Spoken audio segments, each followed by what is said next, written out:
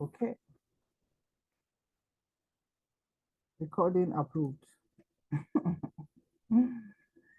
Okay, so I have the privilege of introducing our next speaker, Dr. Ade Adrinola. Yes, Adrinola. Okay, Dr. Ade, I'm just going to go through his profile. Dr. Ade Adrinola is an award-winning educator, scholar, and researcher with a PhD in education policy and organizational leadership from the University of Illinois, Urbana-Champaign. He possesses more than 10 years of experience in academic research, K-16 pedagogical engagement, education scholarship, student success, praxis, and youth development. His research interests and projects focus on international and comparative education, curriculum design, implementation, and evaluation, and U.S. higher education. Overall, his research and work are situated at the intersection of international education and American higher education, with the goal of leveraging empirical research and evidence from professional practice to increase America's competitiveness in the global market, demand for high talent international students. As education consultant, one of the expressions of his consultancy is to identify, recruit, and mentor top talents from the African continent to various American higher education institutions, especially into the STEM and business fields. Through this initiative, it directly contributes to promoting intellectual and cultural diversity within the STEM and business pathways and fields in the United States. Past clients have gone on to graduate from STEM programs and currently plugged into various economic engagements, advancing the STEM and business fields in America. As a higher education professional who has worked at 3 RI universities, including Michigan State University, University of Illinois, Urbana-Champaign, and the University of Texas at Austin, supposed to be at Austin or Houston. Dr. Ade understands the American higher education landscape and incorporates his education, training, experiences, and expertise into the quality of consultancy he provides to clients. Dr. Ade Adrinola is the Director, Curriculum and Learning Experience Design at AltSchool Africa. That was a mouthful. Welcome on board, Dr. Ade Adrinola.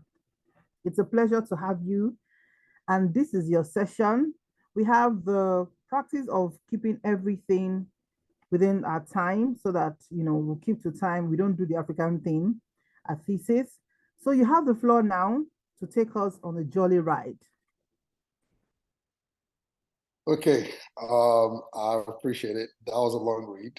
I honestly didn't think all was necessary, but I appreciate the honor. So I don't know if this is too much to ask for. Bossman Omotolani, can I ask for everyone's videos to be turned on, if that's okay? I apologize if this is out of reach for me, but that kind of just helps for me to know who's in the room. And then, because this is literally going to be a two-way conversation. Appreciate that, Tolu. Thank you. It's a two-way conversation, honestly. So it wouldn't be monoadic. Yes, good to see your face, actually just wanted us to hear your voice. Actually, I think a few of us here have sought for permission to have their videos off. I think maybe they are in, transiting or something. And because the two-way thing, thank you for letting us hear your beautiful voice. And so I have questions already. It's a fireside chat. So I'm going to be firing questions at you. Bring it on. You'll be firing right back at me. Sure. Okay. So, and please, anyone can drop their questions as well in the comment section. And we just want to squeeze and juice out a lot of things from Dr. Ade Adrinola. Okay. You can start. Do you have a first question first, Mr. Ade? Then I now start kicking off. I guess like first question, like technical question or question from me to the audience? To the audience. Then I can now Yeah, questions at you. I know when Bossman had a conversation, he had told me that we have school leaders and an owner. So I was hoping if this is something that I can probably just be sure who's in the room, because that would really kind of help me to know what kinds of questions and activities, for us to engage in. If it's I don't know if that's possible. Okay, let me throw the first question. It goes, how can we shape better learning experiences in our schools? How do you think we can shape better learning experiences in our schools? Yeah, I appreciate that. Once again, I thank you, Bossman, for the opportunity to engage with. These are your people. This is your community. So I appreciate you for that, and for the rest of the leadership team as well. So I'm assuming, Bossman, that everyone on this call has a leadership capacity, right? In one way or the other, right? So, like a school owner, right, an administrator. Am I correct, Bossman? Yes, you are right. Awesome, perfect. Okay, so this is going to be very engaging, and I hope that you guys will ride with me. Omotolani, let's be sure, how much time do we have for this fireside chat? We have about 35 minutes to do 35 minutes. Okay. So would there be a Q&A session afterwards, or that is built into the 35 minutes? Yes, you can take 10 minutes of Q&A. All right. So thank you. So let me ask this question from everyone here. So if I asked you, again, an attempt to answer, the question directed to me by Omotolani, that what are you selling as a school owner, practitioner, or administrator? What would be your response? Can you guys please unmute yourselves and let me know, what are you selling? If I say, okay, so Omotolani, this is where you need to do your job. Help me out as a moderator. Okay, let me ask this woman here. Mrs. Tolu Okieme is asking us a question. He said, as a school owner or school leader, what are we selling? What's in our markets, like we normally say?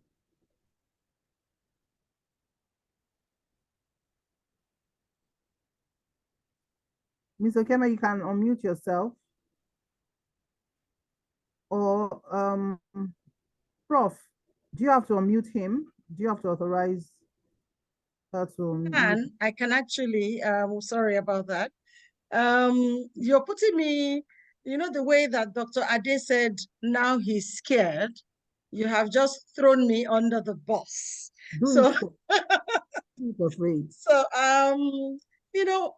what do we sell as school owners or administrators, in that space? We are marketing education, in quotes, creating a space where children are able to engage and learn new things, and find themselves, basically, become who they are meant to be, discover themselves. So it's a journey of discovery. So we're selling, I like that word, we're selling a journey of discovery for the children. Okay, I'm going to keep it at that. Can I run away? Oh, we are selling what? Take that last line again, Ms. Okieme. We're selling a journey of discovery. As school owners, that is what we're selling. Okay, so let me pick it up from there. We have that. Let me pick it up from there. So, and I really applaud you, Tolu. You know why this question is critical? How you answer that question would determine how you will organize your institution. When you organize, when your understanding of what you do as a school owner or administrator is conceptualized along the framework of, oh, I run a school where I provide education, then I can tell you that you're not going to be around for long.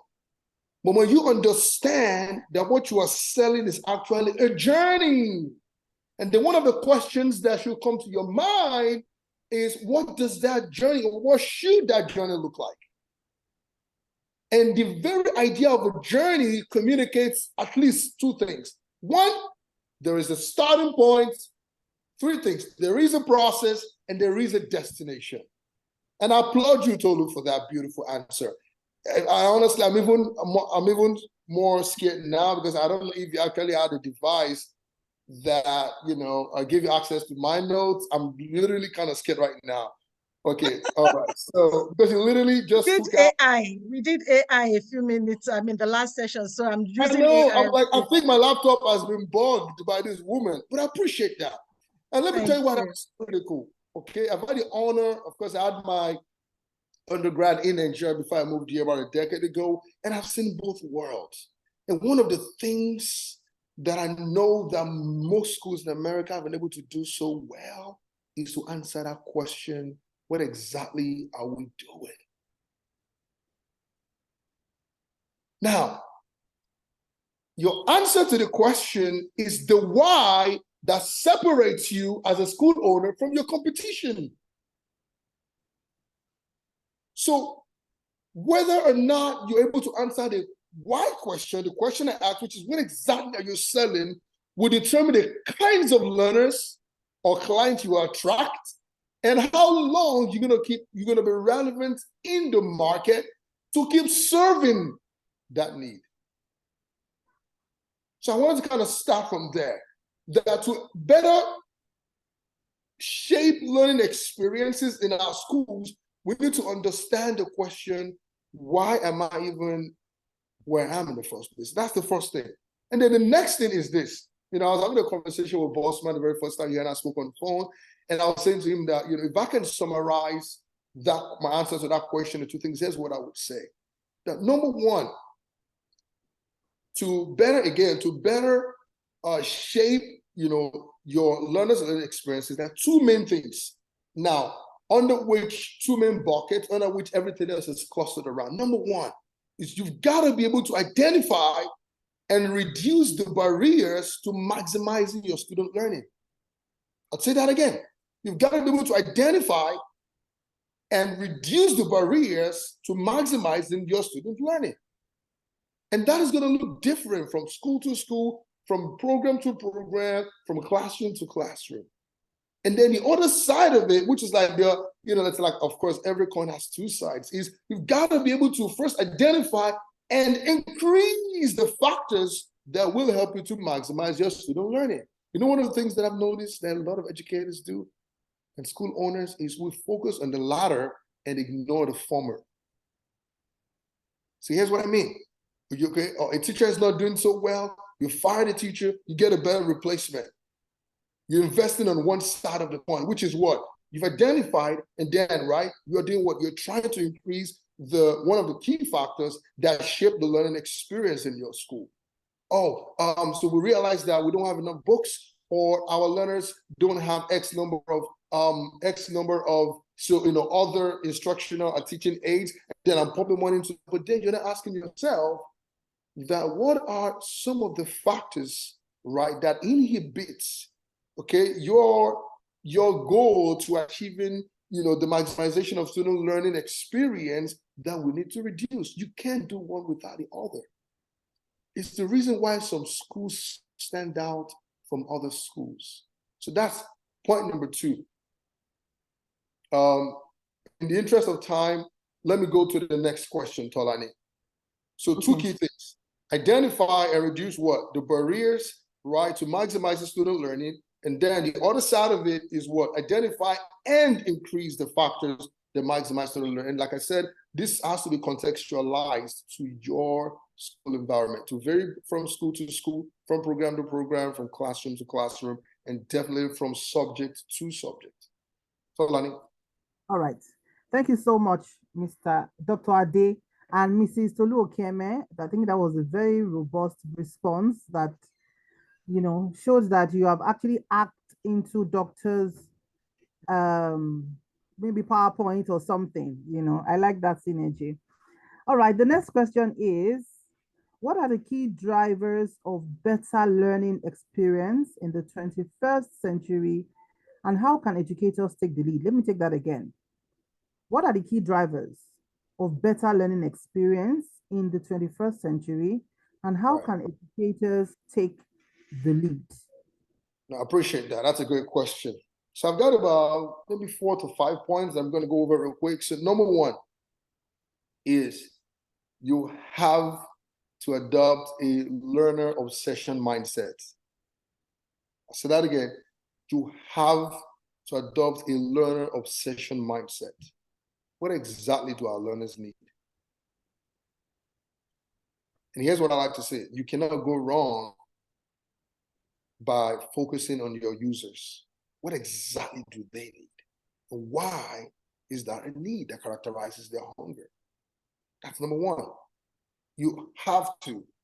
Not what you think your learners need, but what exactly your learners need. All right? Now, the second point, or key driver, is if you've paid attention to my words, I'm very careful with words. I've used the word learner intentionally instead of the word student. That's critical. Point number two is you have to embrace a paradigm shift, okay? From student, from conceptualizing your users as students to learners. And here's why that's important. I'm not playing semantics. I did a very quick research, well, soft research, I guess you would call it, and consulted with my 9th edition Oxford Advanced Learners Dictionary.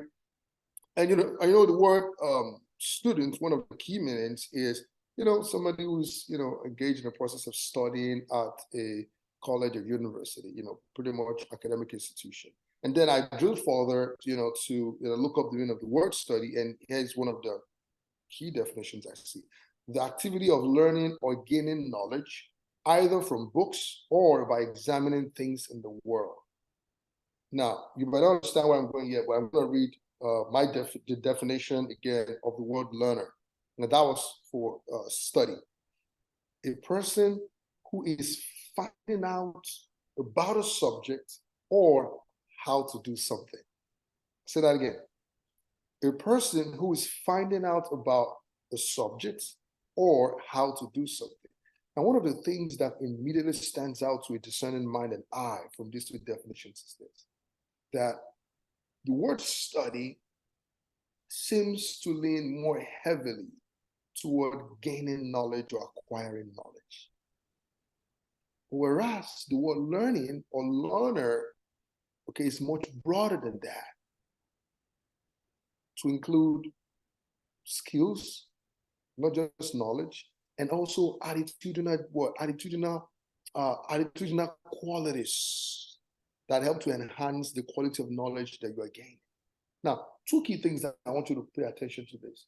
Somebody who's finding out about something. Again, going back to what Olu said earlier, search. And three things that I see, from here is, I've talked about process.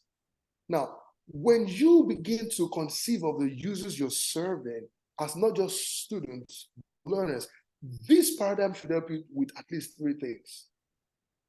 One is it should help you understand that it is a process. It is never black and white. One of the things I like to say when I have opportunities to have conversations with stakeholders about education, learning, curriculum, and all that is a lot of our opportunities lie in the gray areas. Stop focusing on the black and white. You have an A or you have an F. You have a B. It's a pass or fail. Literally, organizing education that way is one of the reasons why most of our institutions in Africa, most of them, have not produced the finest of minds. So point number two is what? Raise the paradigm shift from conceiving of your users as students to learners. So I said number one is a process. And number two is that should help you as the school owner, as the administrator, as the instructor, or an assistant to the instructor, or to an instructor rather, that you need some level of patience. Now, there's a difference between patience and complacency. Patience helps you to empathize that, hey, the person I have in front of me, whom I'm trying to get from one point to another point, it's a journey. And the third thing that should help you to do, right, regardless of what your role is it should also help you to understand the importance of having a relatively positive connection or a sense of connectedness with the people you're trying to take along on that journey. And lastly, is you can't achieve success on that journey by undermining the agency of your learners. It's impossible. And I'll be honest with you, I was having a conversation with a colleague of mine who's in the UK, and I said to that person, that when I graduated with my bachelor's at the University of Lagos, years ago, I barely made a 2-1, right? But then guess what? Years later, I find myself in the US studying first for my master's degree at Michigan State University, and I graduated as one of the best students in my class with all A's and 1B. For 3 semesters, I had perfect GPA. Same brain, same individual, same drive, same hunger, but different outcomes. Why? Because my institution has, perfected what I just talked to you about. Different outcomes. Point number 2. Point number 3 is leverage data, but situate the data in your unique context. Right? So here's the key question I'm asking. When was the last time in your school you gathered, valuable data from your learners regarding what their learning experience is? And I'm going to ask everyone on the call with a show of hands, especially those of you who are school owners, or even if you're an educator. My question is, when was that exercise? Either a survey or like a panel or like a town hall. With a show of hands, when was the last time you gathered data from your institution about what your users, whom you're serving, what they think, their perception about the kind and quality of learning experience they've had at your institution? Thank you, Tolu, for being honest. Oluwatosin Omotola. I wish everyone had their video on. Bossman, I feel a little bit kind of betrayed, but it's okay. Because it feels a little bit lonely here that I don't know my video on. I expect this to be more engaging. We are with you. Yeah, anybody else, please. Thank you, Tolu, for being honest. Emeka, Oluwatosi, Adejoke, Sylvester, Agnes, Uzoma, Timidayo. Can I please see? Can you all please let me know? Okay, there's a comment in the box. How do we manage completion time and teaching outcome? This is a major concern. Yeah, I'll come back to that, please. I will. Don't worry. Can we finish the vote, please? I want to be sure. You know why this is critical? Is how in the world did we think of ourselves so confidently that we think we comprehensively understand the needs of people more than them? That's where I'm going. And I've had the privilege of, I joined AltSchool Africa about 4 months ago when the CEO met me, here in Austin. And it was like, hey, dude, I love what you're doing. I want you to be a part of, the mission, blah, blah, blah. And one of the things I've been able to do is to catalyze this thing. And I wouldn't be surprised if none of us here on this call, either as owner, administrator, or as an instructor, right? If there's no one on this call whose institution has done that either ever or recently this year, you can't afford to do that. If you're gonna lead and organize an institution that belongs to the future, trust me, you need to pay attention. You've gotta be collecting this kind of data point. You have to. You have to. You know why? Silicon Valley does it. The first 500 companies to do it. Why? Because they understand the importance of using data in designing products that would best meet the needs. It's why a lot of times I realize that if you don't have, which is why I started with that question. You are in what business or what? If you say you're in the business of school, trust me, it's only a matter of time. But when you understand that you are in the business of selling a product, and that key product is a learning experience. Is the reason why somebody would decide to say, instead of me confining myself to 20 hours on YouTube, I want to come to an institution to learn, which I'm sure you understand, right? You literally can learn absolutely anything on YouTube, right? I'm sure you know that. But it's that learning experience. YouTube doesn't give you that. So until you understand that you are selling something, one, and two, that the key thing you're selling is a learning experience, you will not be able to organize, lead, and scale the school of the future. The school of the future. Third point, and okay. Bossman, you should not have given me 35 minutes. I told you I'm an educator by heart. You can see the passion with me. I don't have any PowerPoints, just in case you're wondering. I don't, because literally everything I've said lives here in my heart. It's what I've done for almost 20 years. So next time I'm going to consider your invitation, Bossman.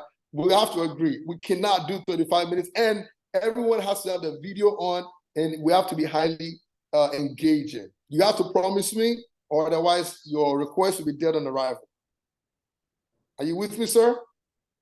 I need you to say it. I know you're nodding, but I want to hear your voice. I need you to tell me. Deal, Doc, deal. I appreciate it. Awesome. Deal. Thank you. You're welcome. All right. So the third point. Okay, so let's move to the next question. Sure, Tolani, go ahead. Okay, now I'm just going to punch this in. So it's not part of the questions, but I'm just going to punch this in. I want to ask to say, what's your opinion about, or do you believe there's a teacher drought? And what's your take on that? A lot of teachers seemingly are leaving the teaching sector. Right. For other veteran teachers, middle years teachers, and also even those new teachers who are just coming in. And according to statistics that's been shared, the number of people who are enrolling in teacher training colleges are really dropped in the last. So what's your opinion on this? I appreciate it. And I have a very strong opinion, by the way. So here's the thing. So let me burst the bubble. Number one is, this is a phenomenon that transcends Nigeria or Africa. Yes. Sure. Lived in America for a decade. I can literally tell you America is grappling with the same problem. Done one or two researches, work on this. It is a global phenomenon. And you would expect, right, that for a country like America, right, that they would know better. Sometimes one of the things I've learned is sometimes knowing better does not necessarily mean you will do better. Because between knowing better and doing better, it takes a lot of courage and a sense of being insistent that you're not going to compromise on your values. Here's I see two key things. One, especially here in America, which I'm more familiar with, is how education has consistently been organized does not see and appreciate the role of educators as being critical or crucial to the deliverable or to the outcome. Here's what I mean. A lot of times when people have conversations about education, we don't understand that it's kind of like an equation where you have, variables that interact together to give you an outcome, right? Some variables are critical, constant, and then some, can be varied. Now, instruction or instructor or instructor quality is one of the key variables. You cannot, and I'll say that again, and I'm leveraging data and years of experience, you cannot have a school of the future without paying a relatively critical attention, okay, to your instructor, not just instructor quality, but instructor welfare. You guys will be surprised that in America, when I was doing my master's, a lot of my friends at Michigan State, a lot of my colleagues, literally most of them work at least 2 jobs just to put food on it in America. So how in the world would you expect somebody, right, who's done 8 to 3 o'clock and then they have to clock in again at 5 o'clock and then they work another shift until 10 p.m.? How do you expect such a person to give their best in the classroom the following day? How in the world do you expect them to have time for research? How in the world do you expect them to have time to reflect on their pedagogical praxis? How in the world do you expect them to have time to rethink, their role and what they do in the classroom? It ain't gonna work. And it's the reason why we are where we are. Because a lot of people, trust me, billions of money being put into R&D. When was the last time we poured in billions of dollars into increasing teacher and educator welfare and motivation? We invest in everything else, state-of-the-art facilities, brand new laptops, a computer room that compete with anything in the world, right? But when was the last time we bumped up our instructor salary? And here's the thing we forget. The quality of the mind of the instructor largely shapes how well they're able to facilitate the process of learning. You cannot ignore that. You can't ignore your instructors and expect learners to still have a a learning experience that maximally satisfies the hunger. Omotolani. That's it. It's about time we paid attention to educators. And I'm saying educators, not necessarily teachers, right? Because that would include even assistants and people who help them, the non-teaching staff, right? So educators in general, or even anyone who is directly involved, in the process of facilitating learning, at an institution of learning. Thank you very much, Doctor. I can see the passion and the holistic response you gave to that, because it's a concern for anybody who has been in the educational space for Right. years. When you see all those things happening, you can't just apportion blame. You have to look at it in a holistic manner and, what can we do? So let's move to the next question. Thank you. I must say, I really appreciate the response you give to that. So the next question will be, how do you suggest teachers see their relationship with students that can help shape better learning outcomes? Have I asked that? Yeah, you haven't. That's another great question. And this one hits home real hard for me. Because I have so many personal experiences. Sorry to interrupt. I dropped a question earlier and I'm not sure you've addressed it. You said you were going to come to it later. Oh, I apologize, Sylvester. I really apologize. About how do we manage compilation time, something like that? Completion time and teaching outcomes. So, Sylvester, do you mind if I invite you to speak a little bit more? Can you say a little bit more? All right. What I was actually trying to, but it was a follow-up to what you said earlier. I can't quite place my fingers. It was more like how do one actually manage completion time? Because okay, yes, you were talking about patience. That was actually what prompted the question. You were talking about you were trying to explain the concept of learning and learners, basically, and you were trying to juxtapose learning and knowledge or something. And you said something about being patient. You have to, because you want to instill skills, and you have to be patient. You have to take your time and then bring the learner up to speak to what it is that the learner needs to learn. And then, yes, one needs to be patient and all of that, but at the back of your patience, you're racing against time, because there's always a completion time. Probably you have a program, it has to be completed in a year, in 2 years, in 3 months, if it, like in Nigeria, we do it termly. And then you need to be patient with the learner. So how do you actually manage that completion time and the learning outcome at the same time? Because you must there's a learning outcome that you want to achieve at the end of the day, and then there's a time frame around the learning outcome. And then as a teacher or as an educator, you need to invite that patience to be able to put the learner through all of this. So you're just opposing all of this, your completion time, and then the learning outcome has to be what has to be achieved. And then you have to take your time. Then you have to also consider the learners, the learners' differences and all of that. So as a teacher, as you begin to just oppose that, it's juggle with all of this. It's a big concern really for everyone, both as learners, as school owners. There's also this high stake exam that the students are going to write at the end of the day. You just oppose all of this, you juggle with all of this, you juggle just opposing all of this, you juggle all of them at the same time. And then there's also the learning outcome to be achieved. How do one manage? I'm sorry, I'll tell you what, go ahead, sister. Go ahead. I apologize. Are you done? So how do one manage all of this, all of this juggling up and down, all, these challenges or concerns?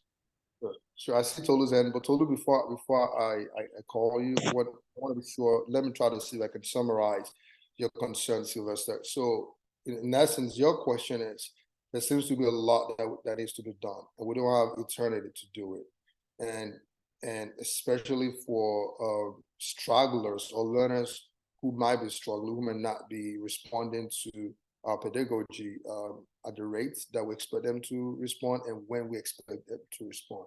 Am I correct? Is that a good summary? Exactly. All right, cool. All right, so before I address that, I don't know if Tolu has a question that's related to this, so we can probably just take it. So Tolu, your hand is up. Tolu. Yes, not so much of a question as opposed to being an observation. What Mr. Sylvester mentioned is what majority of the teachers in this climb struggle with. I don't know about America. I've not experienced their process. So you have a scheme of work. You have 12 weeks. And within that 12 weeks, you have school activities that take it into your teaching time. And then the school is saying you've got to cover the curriculum. And then you're saying, take the learners into consideration in all of this. It becomes very, very difficult, makes life very, very unbearable for the teachers because you're struggling to work at your children's pace, you're struggling to cover the curriculum, you're struggling to prepare them for the end goal exams, like Mr. Sylvester mentioned. However, with the years of experience that some of us have, I believe that we've come to a conclusion that we can't build a foundation with holes for our children. So we strive, most times we don't move on to the next topic if we don't have at least maybe an 80% understanding, 80% knowledge that the children understand what we've been teaching them. Right? So once we get that, that's when we move on to a next level. But that is not obtainable in most schools. It's scheme, time. We've got to do it in 1 week. We've got to do it in 2 weeks, with or without the children understanding. I appreciate that. Making a bit of sense. I'm just buttressing that point. I think so. So a couple of things I was taking notes. Initially when I started, especially for those who were here when I started the call, the workshop, I said, what exactly are you in the business, of schooling to achieve? Remember? Here's why that's critical.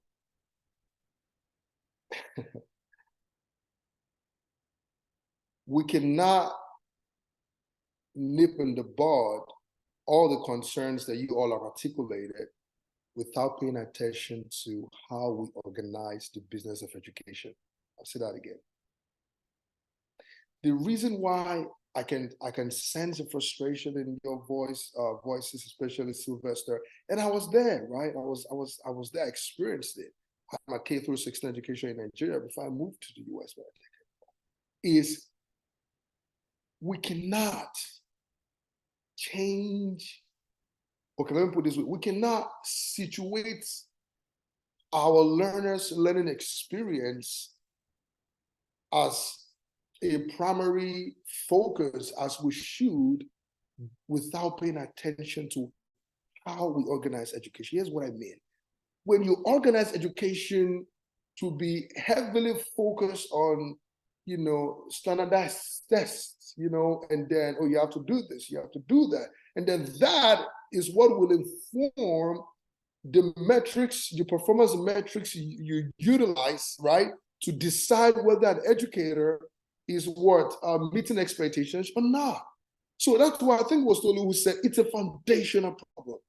We must revisit and rethink how we organize education in Nigeria. That's the only way. And let me give you a very classic example. When I started working with college students in America, my first school was Michigan State University. I worked there for 2 years. The very first time I came across this concept of undeclared major. How many of us have heard of that? Undeclared major. So in America, your major is akin to what we call, like department, or like specializations in Nigeria, depending on whatever nomenclature, the institution decides to adopt.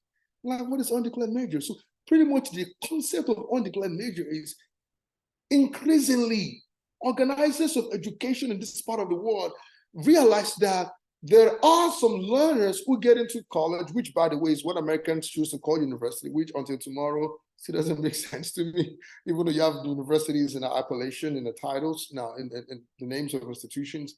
So they increasingly have realized that there are some learners who graduate high school, the American equivalent of Nigerian secondary school, and they get into college or university without having a clear sense of what major or what department or what course they want to study.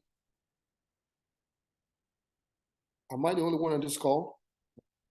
I don't see anybody else. We're here, we're still here. Okay, I want to be sure, right? So the question then is, so rather than saying to these learners, well, we're sorry, you can't come into our institutions to learn if you haven't answered the question of what course that you want to study, they decided to create this, like an institution, a department, a college, okay, that literally does what? Takes learners in, and for up to a year, depending on what school, some do semesters, some do a year, when literally what you're doing is you're exploring options. They give you time to explore. For a semester, for a year, you're taking classes. So you literally can take exactly. No, I would even say mission, sir. Mission before. Yeah, mission before major. That's one way to put it. Yeah, exactly, boss man. But the reason we have this here in America is because the organizers of education here have understood the importance of rethinking and acting accordingly how we organize education. So you have up to a semester. Can you imagine that, Motolani, Tolu, Sylvester, right? Imagine you get into the University of Lagos or say Covenant University, right? And then you have a semester for you to do, for you to explore, because what they're trying to do is, it doesn't matter how skillfully dexterous an educator is at their job.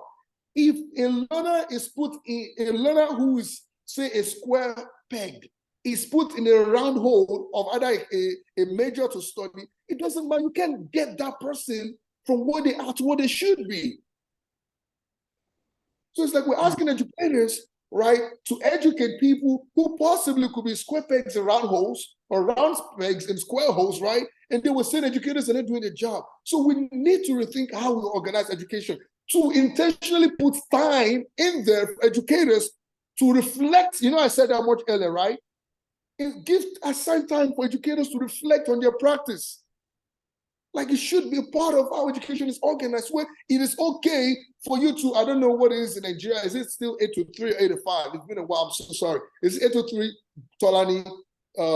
Is it 8 to 5 with like the work hours for instructors, or 8 to 3 or 8 to 4? No, let's say 7 in the morning, or 7:30 to about 3. So 3, 7 to 4. 3. Okay, so it should, one of the things that if anyone is on this call who is a school owner, that I want to invite you to think about is, it should become okay for you, if you truly want to have a school of the future, to say, you know what, between 7 and 3 o'clock, I'm going to give you up to an hour, or I'm going to give you up to 3 hours every week for you. With not a burden we place on instructors or educators to do post-school, where it's okay for you to say, you know what, you have up to 5 hours. But of course, you need to have like a system to ensure that instructors are actually not spending that time on Facebook or social media, right? Where you allow instructors within the time where you're paying them for to reflect on their teaching. Are you with me? To invite them as co-creators. But one of the things that I've also noticed is a lot of school owners, again, right, the mission before major, do not see educators and instructors as co-owners. And here's what I mean. Co-owners does not mean you have shares. But recognizing that your instructor, literally, it makes no sense for you to entrust the responsibility of implementing curriculum in the classroom with my learners without me being invited to the table to participate in the decision-making process. And that's one of the things that I'm doing at AltSchool Africa, because we have instructors of all, I'm the skip manager. I've got somebody who manages them, but then I've got I'm 2 steps above. And that's one of the things I'm doing. I'm inviting them to that conversation around how we organize education, right? I just don't see them as, you know what, we've got a lesson plan, we've got a lesson note, do it. No, it's what do you think, right, about the kind of instruction we provide. You see what I'm trying to say? You see how, but you will not get to that point of inviting educators. Sylvester, are you with me, right? You asked the question, Sylvester, am I addressing your concerns? Yes, I'm there. You won't get to that point of inviting educators, right, to participate in the decision-making process when you organize education differently. So that's why it must start with a paradigm. So, okay, you know what, Sylvester, I understand what you're doing. And I would like to see, I notice that 20% of your learners are not performing at grade level. What do you think about that? Rather than a punitive approach. So you know what, Sylvester? I'm gonna tie your next salary. I mean, Sylvester, apologies if you're not if you're a school owner, but I'm just using hypothetically. Right? It's rather than this approach of, you know what, if 99% of the students are not performing at grade level, if they don't have straight A's, and then you're not doing a good job. No. So that's why I say it's a systemic thing, honestly, and quick fixes wouldn't work. If they could work, they would have worked. Like, how much time would you say you need? Like, engage. And honestly, to be honest with you, to honest, I was gonna say you guys, but you know, I'm speaking to the Nigerian audience, so I don't want you guys to think that's disrespectful to you all. I'm sorry, we use guys. Is a lot of schools, unfortunately, will not be around for much longer if they do not pay attention to this. I'll be honest with you. Permit me, I'm not selling AltSchool Africa, but do you know, boss man, that we've only been around for less than 2 years? Less than 2 years. But guess what? Guess what? As at 5 days ago, when I checked, I just came out from a conference in New York City. I was there with my CEO, went there for a conference. Oh my God. Boss man, you know, as of 5 days ago, by my count, we had learners from 86 countries from around the world. Wow. 86. Wow. 86. 86, and we don't have a physical campus. So how do we do? How have we done it? We are just, that's the school of the future. 86. This has been recorded, even though I would have loved to give, you know, 1 or 2 pieces of data. That would blow your mind. 86, less than 2 years, guys. Oh, sorry, folks, less than 2 years. So you can't continue to ignore what works. No, a lot of schools won't be around much longer. Mark my words. You have to rethink how you organize education. That's the way to do it. And trust me, you guys have not seen anything else. Oh my God. Like, you have no idea what we have in the pipeline for the next 6 months. I'm telling you, something completely revolutionary. So, Sylvester, I hope I answered your question. All right. This is not anger. This is passion. This is what I live for. No, we understand. It's only anger. That's passion. Well, I would say you did, but yes, I would say you did in a way, but in this part of the world, from your answers and responses, I would just say we still have a long way to go. That's just it. We actually need to break down our educational system and start a fresh foundation. And to be honest, I don't see that happening in God knows when. We can only hope and pray that it eventually happens.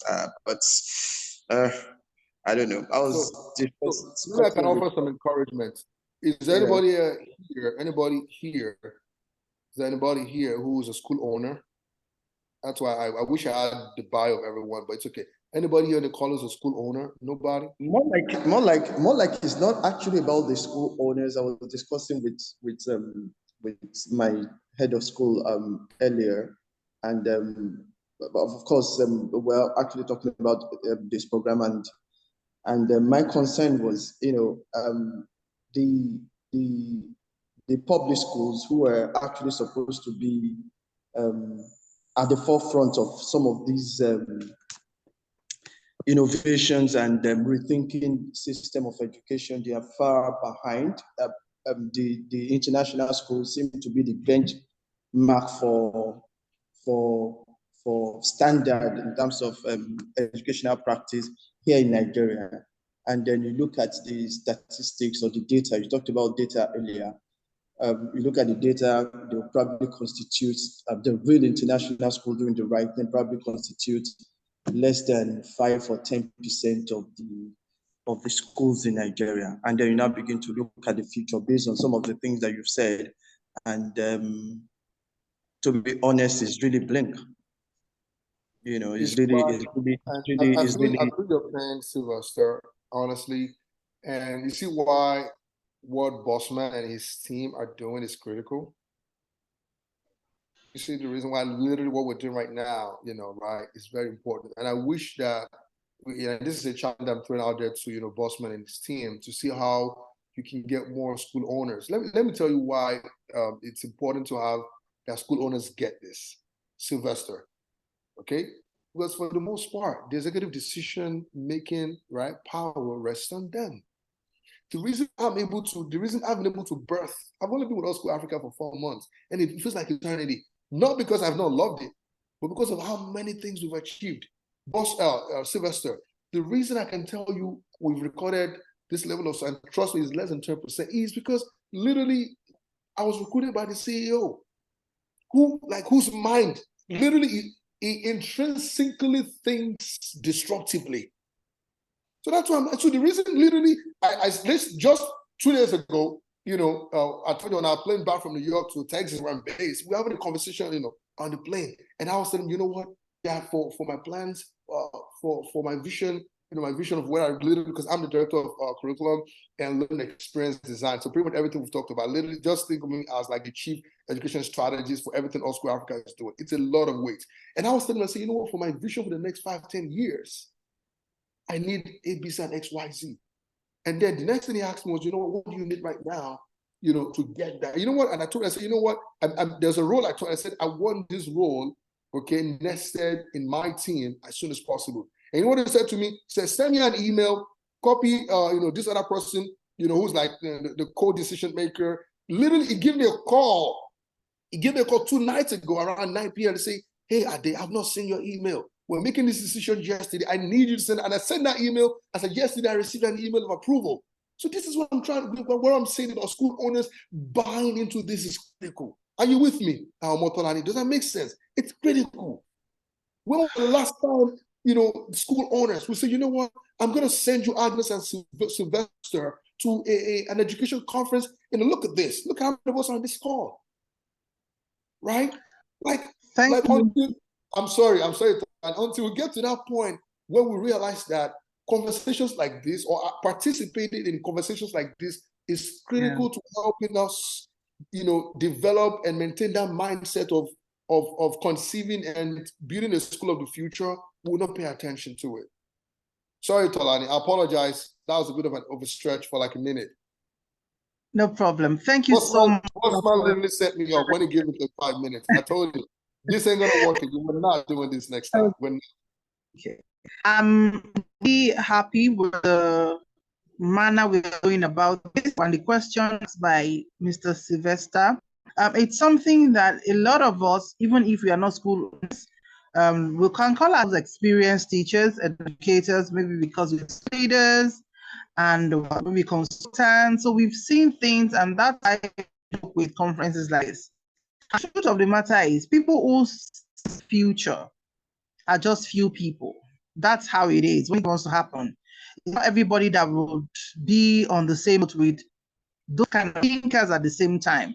It just takes a few people who are ready to do the thinking, who are ready to do the work, who are ready to change the narrative, are the ones that will be here, like this kind of. And I know a lot of school, not school owners sensitive, really engaging our Gen Z very far from how instructors operate. So there is already a connect between, let's say, teacher and student.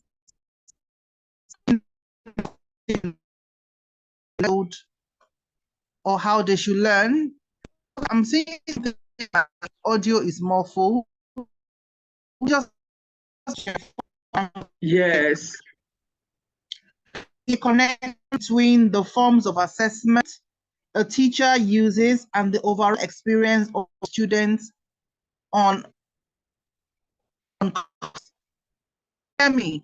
If you can't hear me, should help me with that question. I think my network is muffled. Is doing Okay.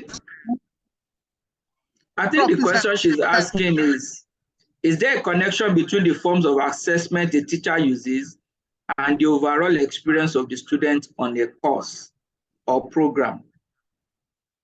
Oh, absolutely. Absolutely. There is a direct relationship. So here's how I see it. When you, again, I'm the kind of person who likes to, first ask myself, what is the underlying philosophy that powers my action? Instead of just trying to fix the action, I think one critical question you should ask yourself is, every action, is premised on a thinking pattern or a thinking philosophy. Now, when you think of, so for example, in my role at AltSchool, one of the questions I ask myself is, it might sound stupid or redundant, but trust me, it's critical, is why do we even have assessments? You will be shocked, boss man, at how much you will uncover about what you're not doing well or right when you honestly answer that question. So maybe I should ask one or two people real quick, why do you have assessments in your school? Quickly, because my time is up, please. I know Talan is going to be in my business right now, so I need one or two people. Why do you have assessments? To measure learning. To measure learning. Okay, can I get one other person? Anybody else? To check if students are learning. Okay, awesome. Now, okay, Tolu, go ahead, Tolu. I didn't want to talk too much, but I mean, what we know is you want to know where the children are at. I'm sorry, where the children are at. So that's your formative, and then to find out what the progression is and what they have learned. So that's the summative. I like that. You guys are speaking all the lingua. Yes, Now, so we permit me to stretch your answers a little bit. So you know where your learners are. Then the next big question is, what do you want to do about it? What do you want to do with that data? So the idea is when you know where they're at, you can plan your strategy, your delivery, everything to be able to take them to the next level where your expectations are where you want them to be. So your formative is to take you through a process to get you to the expected end. I appreciate that. Awesome. Because so, yes, there's always a learning outcome, really, right. because there's always an objective for learning. There's always yes, an objective, a goal, Right. for learning. So there's always this your learning outcome, and then of course your assessment actually measures the progress towards achieving the outcome at the end of the day. Right. So what is very, very important is what is your outcome, what is your learning outcome, and then of course your content and your experiences will actually take you to your outcome, but you need to know whether you're making progress towards achieving the outcome. So that's where I believe assessment comes in. I love it. So now watch this. Imagine a school of entrepreneurship, okay, that is organized to test learners' progress through examination. So like, we're gonna give you like 120 questions, bossman, right? And then you hit a pass mark when you have an 85 or 90. Now here's where I'm going. Apples to apples. Sorry, apples to oranges. Here's what I mean. We need to start diversifying more intentionally our assessment forms to be able to cater to the learning needs of every learner. Here's what I mean. Now, imagine if I'm running a school of entrepreneurship, for example, which, I will, is it makes no sense for me to organize that school and say that, you know what, the metric that I will rely on for you to move from one semester to another semester is how many A's you have. I'm sorry. No. I'm sorry. 1 second.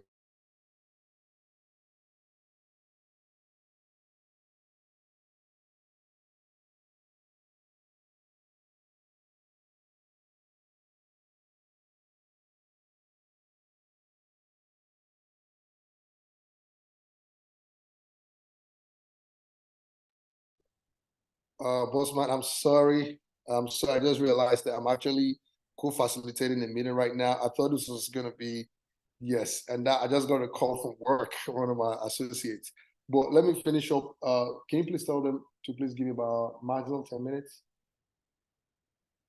Yeah, no, 10 minutes maximum. I'm so sorry. Okay, Bossman. So rather than saying what determines whether you're going to move from semester A or you've truly learned, how about thinking in terms of a project-based assessment, right? Where you say, you know what, we're going to group all learners into groups of 5. Identify a problem in a school of entrepreneurship, right? Okay, generate a business idea that would help to address that and develop prototypes. You see what I'm saying? Or say you have a department of say department of philosophy, for example, and so you know what I want you to do is, as part of your assignments, we want you as learners to generate knowledge. That's what I'm saying. Generate knowledge or develop a concept that will help us to advance what we know about the philosophy of education. Forget about grades. But again, Bossman, Tolani, you see that going back to how we organize education. But what do our departments of philosophy, what do they do? Oh, I graduated first class. Oh, I wrote exams, all the questions, AAs, I'm sorry. And then we still rely on the philosophy of education, that John Dewey, that a lot of these Westerners, because we don't see generation knowledge production, okay, as an output that we should be measuring. It's all A's on the SSC. How many A's do you have? I mean, I was never like the A students, never. So should be thinking in terms of diversity. I've given examples, project-based, right? Target-based is another one. So let's say you have a school of sales, for example, Bossman, are you with me, right? Instead of saying, you know what, how many A's, you can say, you know what, it makes no sense for me to be enrolled in a school or a course on sales when that is not going to enhance my ability to close more deals. It makes no sense. The ultimate is to be a better deal closer. So why not design your assessment? You see what I'm saying? Design your assessment as such. You see? All right. So we are not going to finish this topic today, and they're already pulling you from your side as well. So I just want us to wrap this up. There's a final question, but let's just do a final wrap up. I was able to pick something as just a long line from what you've been saying. We need to reorganize education for the school of the future. That's the assignment we are all taking today. There should be a reorganization. How we want to go about it, when we want to get started, how to organize it, we may not know. But the moment we realize that there's a need for us, all of us, either Nigerians or Americans or British or whatever, needs to be a reorganization of education. So in just 2 minutes, you help us up by saying, what's your take home for us as school leaders as a wrap? Tell us on a final note, school owners, school leaders, consultants, and whatever we are. Absolutely. One, you must remain learners for you to keep helping your students to learn. You must. It takes a learner to help somebody else learn. It's number one. And then number two is prioritize the sense of connectedness that your learners have with you. Here's what I mean. Move away from the never going to work, tabula rasa mindset to seeing your learners as co-creators of knowledge. You must. And then number three is adopt a design thinking mindset, which is what? Always begin with your users. Always. And guess what? You can never go wrong by beginning with your users. You cannot go wrong. I really apologize. It takes more than 1 hour to tap into 10% of what I have, but I really have to go. It's been a pleasure of facilitating this workshop. Thank you so much for trusting with your minds and time. Thank you. Bear with me. I really have to run now. Thank you all so much. I look forward to you. Thank you, Dr. Ade. Very well. Bless you. We are so watered. Thank you, Doc. An honor. Thank you, Doc. You're welcome. Bye. Bye. Prof, need to bring Dr. Ade back again. We will. We will bring him back again. I've filled up my book, the second build up.